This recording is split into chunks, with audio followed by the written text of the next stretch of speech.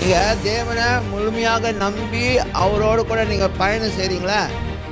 இந்த பயணத்தில் உங்கள் வியாதிக்கு உள்ள உத்தரவாதம் இருக்கா இல்லையா?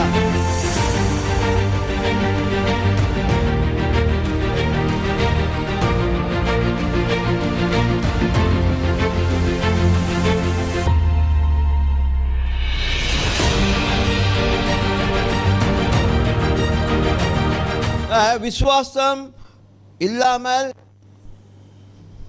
தேவனை பிரியப்படுத்த முடியாதுன்னு சொல்லி ஒரு வசனம் இருக்குது, ஆமா இல்லையா? அந்த விசுவாசம் தேவனை முழுமையாக நம்ம நம்பி சார்ந்திருப்பது. அப்போ வியாதிக்கு மட்டும் அந்த விசுவாசம் குறைஞ்சிருமா, செயல்படாமல் போயிடுமா? நீங்கள் தேவனை முழுமையாக நம்பி அவரோடு கூட நீங்கள் பயணம் செய்கிறீங்களா? இந்த பயணத்தில் உங்கள் வியாதிக்கு உள்ள உத்தரவாதம் இருக்கா இல்லையா? ஹலோ, வியாதிக்கு உள்ள உத்தரவாதம் தேவன் கொடுக்குறாரு இல்லையா? நான் உன்னை குணப்படுத்துகிற தேவன், நான் வார்த்தை அனுப்பி உன்னை குணப்படுத்துவேன், நான் என் ஊழியக்காரர்களை அனுப்பி நான் உன்னை குணப்படுத்துவேன். ஊழியக்காரங்கன்னா இங்கே மேடையில் நின்று பேசுகிறவங்க மட்டும் இல்லை, நீங்களும் ஊழியக்காரங்க தான். நம்ம எல்லாரும் தேவன் ஊழியக்காரர்கள்.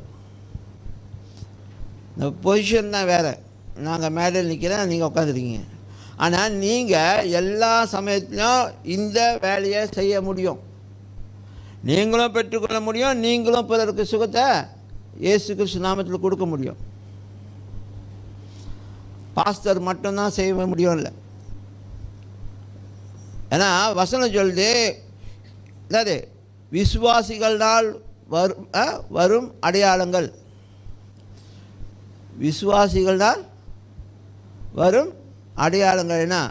வியாதிக்கிழமை கரங்களை வைப்பாங்களாம், பிசாசை தொட்டுவாங்களாம், அசுத்தாவியை தொட்டுவாங்களாம், இல்லைங்களா? எந்த ஒரு விஷத்தை குடிச்சிட்டா கூட இல்லை சாப்பிட்டா கூட சில நேரம் விஷமான பொருட்கள் நம்ம சாப்பிட்றலாம், அது நம்மளை சேதப்படுத்தாதான். ஸோ நீங்கள் அதை நம்பும்பொழுது தேவன் உங்களுக்கு அதை வாக்களிச்சிருக்கிறார். அது நீங்கள் சுதந்திரத்து கொள்ள வேண்டிய ஒன்று. நீங்கள் அது சுதந்திரத்து கொள்கிற பதில் நான் சொல்லுவேன், அதுக்குள்ளே வாழ ஆரம்பிக்கணுன்றேன். ஆமென், ஆமென்.